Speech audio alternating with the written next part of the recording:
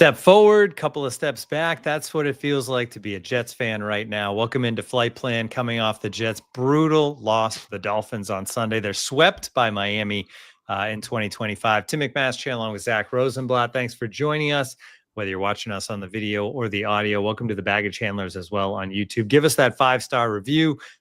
Say something nice, say something funny, but make sure you give us the 5 stars. Zack, how are you coming off of that one yesterday? Oh, I'm chilling. I hate the weather that we have on our hands right now. Like that's the thing that's really grinding my gears these days. But because I hate the cold, I realize that every year how much I hate it, and I'm like, why do I stay here? I don't know. But yeah, I mean, everyone in the Northeast feels that way. I know. Why do I stay here? It's the what they call it, like seasonal depression or whatever. But yeah, I mean, that was a terrible football game. Jets look terrible. They are not good, as that reaffirmed. We knew they weren't good, but I mean, they just got outclassed, and it was pretty bad. Obviously, a lot to talk about, but we did get to see Brady Cook. He didn't really do a lot of cooking, and we got to see Zach Wilson briefly. I was hoping for a little more, but I did ask for that, and they gave me Zach Wilson. So at least I was able to throw a couple lines in about him in my story. Wilson in a long time. Yeah. That's a very good point. Yeah, it's 4 games left. We've talked about this a little bit. I've never experienced a season like this where it just feels like we're just like getting through it. Like I know they've had bad seasons. Like even last year, it was kind of like it. Like you knew it was a disaster, but there was some intrigue about who Rodgers, and there was at least like some stuff going on. Who's going to be the next coach? Yeah, and they even had talent last year. Yeah. Yep. We know who the coach is. We know there's not going to be any changes in terms of like head coach, GM. So I don't know. It's just kind of like we're just getting through the season where there's not a lot of guys on this team that I feel confident are going to be contributors like beyond next year or two. So it's not a great roster, which makes me think they're further away than, maybe even they think. I don't know. We'll get into some of that. But yeah, bad game, bad team. We have 4 games left, 3 of them on the road. First in Jacksonville, then in New Orleans, one of the best cities in the league, and in Buffalo, the cold Buffalo. Go to Bar Bill, but I have Bar Bill to look forward to. I have Bar Bill to look forward to in Buffalo. That's how I would say what's getting me through the season is Bar Bill. There you go. Shout out in the new baggage handler, Christine Alex Amaro, longtime listener, first time baggage handler. Welcome to the stream. We appreciate it. All right, this is a 4 downs edition, so we'll do 4 kind of themes from the game. And as I feel like these, as the season has gone along, are less and less about the game and more kind of big picture themes that the game makes us think about. So let's get right into it. First down, the Jets were not ready to play this game, which is maybe the most disappointing thing because it's something we've talked about, like, hey, they aren't quitting, and hey, Aaron Glenn still has them playing hard, and everyone's pulling on the same rope, and like all these good things you say about a bad team that you're hoping is improving. And I feel like we could just throw that out after Sunday because the defense, other than maybe a little stretch in the third quarter where they tightened, they were pretty much putrid. Tua, 9 of his first 11 passes, and it was just chunk play after chunk play. And then the run game where H-Shan, 7 carries, 92 yards, Zach. He gets injured. Jalen Wright, 24 carries for 107. I mean, the defense was bad. I don't know which part of that you want to kind of like dig into. Just like, I know Glenn spoke about not having the team ready, which was kind of refreshing to hear after watching the team not being ready. Yeah. I mean, like he said that broadly, and then he wasn't really willing to like pinpoint what made him think that necessarily outside of, I think the drops and the missed tackles are the 2 things that bothered him the most. And, the drops, I think they had 6 drops is what was the final tally. I think it was 5 as of last night. I don't know if they added another one on True Media, and according to Semenia, it's the most the team has had in a game this year. I believe they had 10 or 11 missed tackles. Coaching wise about Aaron Glenn, like I see the vision he has in terms of like building the culture. I think there's still questions to be had about, the football coaching side of things, like schematic and out coaching your opponent. Like there's competing, there's fighting. There's building a culture of accountability, but then there's when you're actually, between the white lines, how do you perform and how do you prepare these guys? Like that's still something they have to answer. Their only wins have come against really bad teams. They've been competitive against some good ones. So there's still questions there. But like Steve Wilkes is the big topic here for me. He pretty clearly is not the answer as their coordinator. And I think I'm going to write about this week, maybe for tomorrow. But like week after week, he's just getting out schemed, especially when it's like a really smart offensive coach. Like you could see right away that Mike McDaniel knew exactly how to attack him. They did it kind of in the same ways to a degree that they did in the last Dolphins game. They did a lot of play action rollouts to the tight end where the tight end is just wide open. These, and like if you want to play devil's advocate, like clearly Steve Wilkes does not have a lot to work with. I think the linebackers have been a disaster. But like the flip side of that, and we were talking about this in the press box after the game yesterday, a few of us, like how many guys on the defense can you point to and say that guy got better with Steve Wilkes and this defensive coaching? And Aaron Glenn is a part of that too, by the way. Like you could say Juwan Briggs is maybe outperforming expectations. You could say Brandon Stevens is better with the Jets than he was with the Ravens. Other than that, I don't know that you can say anybody has gotten better by virtue of being coached by the staff. And that's, if anything, you could say Will McDonald has played worse. I think Jermaine Johnson has been a non-factor for weeks now. Jamie Sherwood regressed. Quincy Williams has had his moments, but I don't think he's as good as he once was. At safety is there, it's kind of a wash. Sauce was playing worse before he left. Quinnen was playing worse before he left. Like this is not a coaching staff that has gotten the most out of their players broadly. And, that's a concern for me. And the schematics also is a concern. Like the way these offensive coordinators who have some creativity are able to just attack the weak spots in this defense, and the Jets just don't adjust. Like they have no pass rush up front. They have such inconsistent communication on the back end. I know it's a young group, but that's not really an excuse at this point of the season. And the linebackers are missing tackles or they're out of place. Like it's just a mess defensively. And ultimately it's going to have to fall on somebody. And whether that's firing Steve Wilkes or simply Aaron Glenn taking over play calling and letting Steve Wilkes like help him in terms of like leading a team or whatever, which I think Wilkes has experience, obviously. It's just been a mess. And I think it's pretty clear that he's the spot you can move on from and try to get better. That said, the offense also didn't really do anything all day. Now, granted, there's a quarterback change, and we'll get into that in the next down. But the special teams was where they got their offense, which seems to be a troubling trend. Like it's the special teams is a great story, and it's fun to watch them. And Chris Banjo, like I saw today, they're number one in defense, special teams EPA now. They were third. I believe they're number one in DVOA. Like this is one of the best special teams units I've ever seen. The luster's kind of lost a little bit when the defense is this bad. Like special teams and defense in particular need to work hand in hand, I think. Like Isaiah Williams needs more punts to return. Yeah. I mean, they were at one point they kicked it out of bounds to avoid Nwangwu and Isaiah Williams on a kickoff.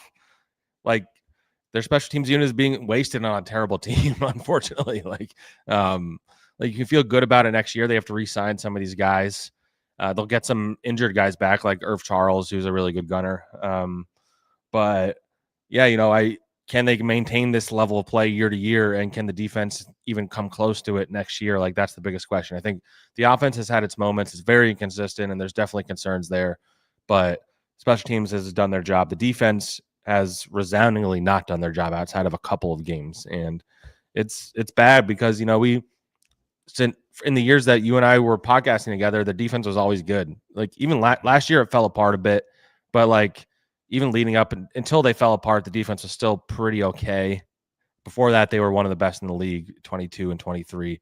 And this is a shell of that defense now. And they have needs now. I think at edge rusher, they need at the very least depth at defensive tackle, if not a starter. They need one or two new linebackers. They need at least one new safety. And an argument can be made they need a corner, depending on how you feel about Jarvis Brownlee or Azariah Thomas.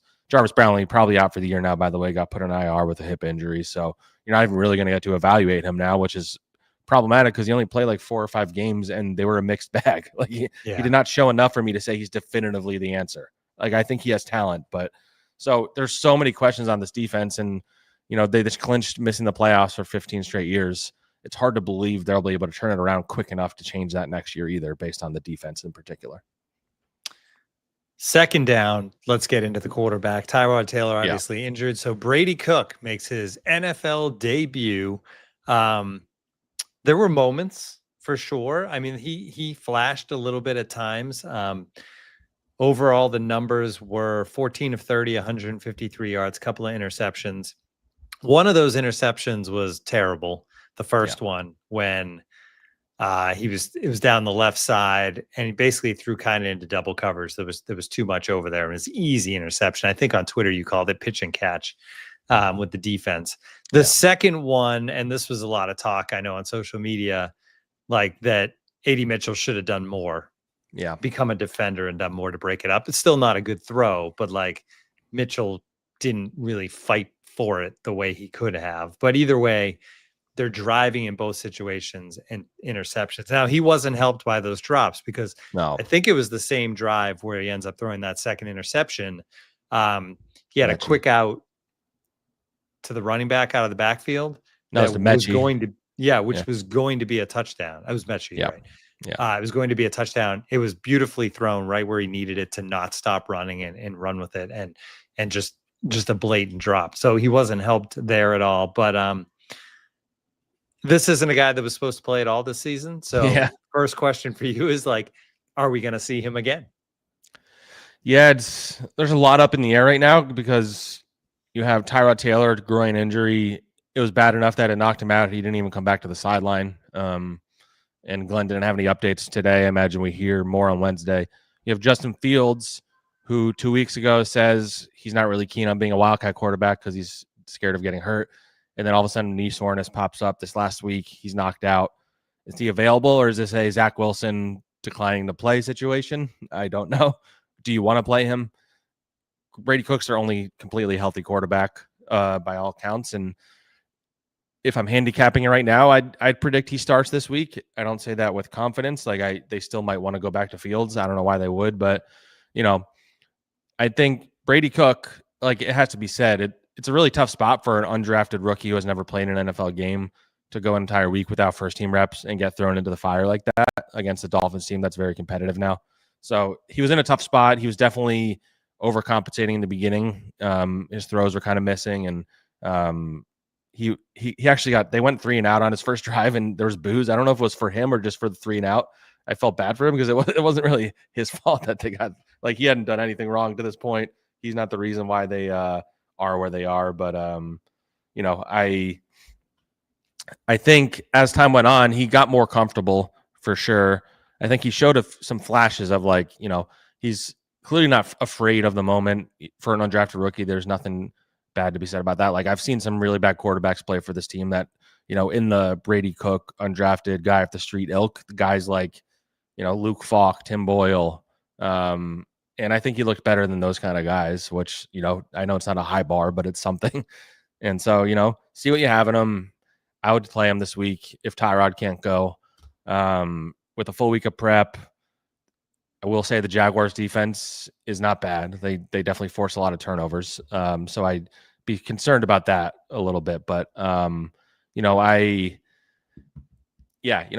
don't really blame his performance fully on him, even if he doesn't look like he's probably not going to be a starting quarterback in the NFL. But he didn't look terrible at the end of the day. You're on mute, Tim. But yeah, I'm curious to see how this week goes. If I think they'll want to know on Wednesday who their quarterback's going to be this week, because if it's Brady Cook, he needs the reps, and that's where I lean right now.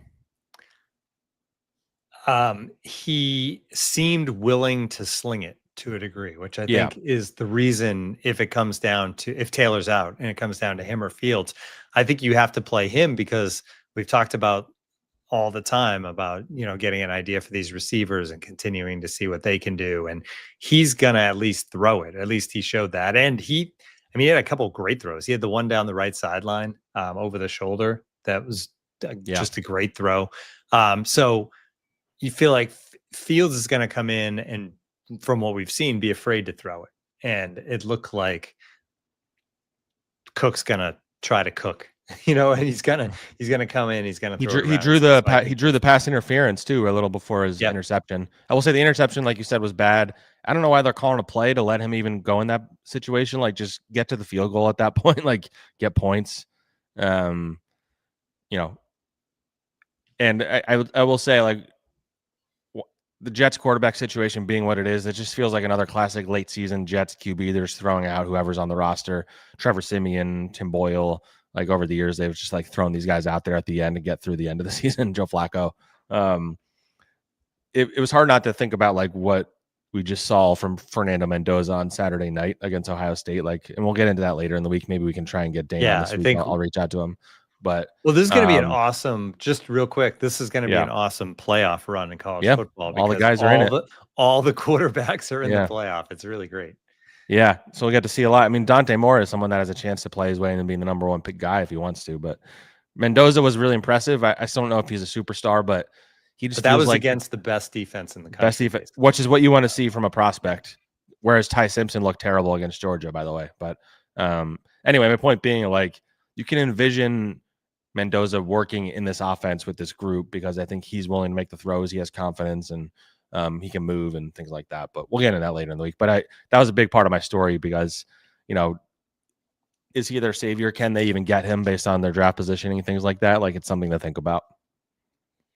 The other thing I think you need, and we'll move on from Cook, is like he's undrafted, so this obviously whatever it is what it is. But it'd be nice to know if this is a guy who has the potential to be an NFL backup someday, or if he's just a practice squad guy or depth piece. And it'd be nice to figure that out and then just like have that in the back of your mind because it doesn't matter either way, really, for an undrafted guy like that. But like if he becomes a guy that can be a legitimate backup, like, hey, great, then that's a heck of a job by Muji and company. Okay, third down. Maybe the new receivers on this team aren't as hopeful as we thought they were. We already talked about the Mechie drop. There was and all the drops. But overall, Mechie targeted 8 times, had 4 receptions for 34 yards. Mitchell targeted 6 times, 1 reception, 24 yards. The leading receiver in this game was Mason Taylor, who had 5 catch, 51 yards on 8 targets. So like, I think we had like Mechie week a couple of weeks ago where we're like, oh, this guy could be your slot receiver in the future. And then we had Mitchell last week where it's like, oh, maybe this guy is a number 2. And now it feels like neither of those things is true. Yeah, I did try to caution people both times. I think like we have to see this the rest of the way. And regardless of almost how they played the rest of the way, I think you're going into next season saying, okay, we have them on the roster, but we're not going to base our decisions on the fact that we have Adonai Mitchell and that we have John Mechie. Like, you just can't do that. And, you know, you're seeing why. Like, these are not going to be consistent players this season. I know the quarterback play doesn't help, but they have not helped the quarterback in a lot of ways, especially Mechie, who has been pretty brutal the last 2 weeks. I think he has like 4 drops total these last 2 weeks, which is really bad. And, you know, he's a guy that at his best, he's probably going to be depth at slot receiver. He's a restricted free agent. I'm curious what they do if he keeps playing like this. Mitchell has the athleticism clearly, and he's intriguing, but I still think they need to draft a receiver early, maybe draft a second one late in the draft. And I think they need to sign a veteran that you can rely on. And so if you go into next season, that means you have Garrett Wilson, you have the early drafted guy, you have the veteran, you have AD Mitchell, and you have the late drafted guy. And then you have people like Arian Smith or Mechie or, you know, I mean, Isaiah Williams has to be on the roster too. So you're getting pretty deep into the depth chart at that point. So I just don't think you can go into next season with Mechie or Mitchell locked in as a starting receiver. They have not shown enough consistency, and, you know, we'll see how these last 4 games go. But I can't imagine, unless Mitchell plays like he did last week, all 4 games, I don't see how you can go into next season like banking on those guys. And it's not like you're really pot committed to them either because you didn't really invest in them. Mechie was kind of a throw-in the Carter trade. Mitchell wasn't a throw-in, but like, you know, the prize of those trades was the first round picks, and it was a bonus that you got Mitchell. So I don't think they should lock themselves in anything. I don't think they will. All right, 4th down, Tankathon drama. Things got a little bit more interesting yesterday. If you look at the numbers, the Jets still 7th, but above them, things got bunched a little bit because the Titans picked up their 2nd win of the year. So now the Giants hold the number 1 pick. The Raiders are number 2. The Titans fall to 3. And then you have the 3-win teams, Browns, Saints, Commanders, Jets, Cardinals, which is shocking to me. And then strength of schedule on those, Browns are number 4 because strength schedule is 486, Saints 498, Commanders 514, Jets 541. Now, Zach, the problem with the Jets here is that strength schedule is only going to get better because they play the Jags, Bills, Patriots, and Saints. But you can see a path here with the Saints having won on Sunday to get to those 3 wins, where the Jets, if they continue to lose, where it seemed like maybe 6 was like the peak that they could get to. Now it feels like they could move up a little more, maybe even to the top 4 if they keep losing. Yeah, I mean, if I feel pretty confident in saying they're going to lose to the Jaguars, Bills, and Patriots, as you were talking about. The Saints, like Tyler Shuck, I think that's how you pronounce it, has looked pretty freaking good. Like he looks like they might not need a quarterback necessarily if they really like him, which is not a bad thing either for the draft order because, I mean, you want the Jets to lose to the Saints regardless. If you're like chasing the draft picks, I know there's a segment of the fan base is like you try to win. I do think they try to win, and they might even win that game. But I don't think you're upset about it if they lose it necessarily, especially because New Orleans is a tough environment, no matter how bad they are. So yeah, I mean, we've reached an interesting place. I mean, even the Browns, I imagine they want a quarterback, but Shador has shown some flashes. I'm curious, like, if these last 4 games for him, if he shows enough. But the Raiders are the one, it's going to be hard to catch them.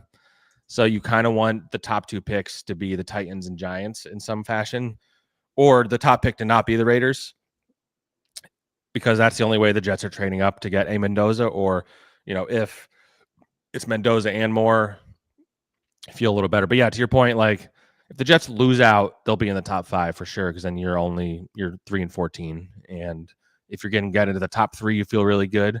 I feel it's more likely they probably go, let's say they go 1-3, they finish 4-13. They probably land somewhere in the 4 to 6 range. And then the question is whether the Raiders are above them and if the Browns want a quarterback.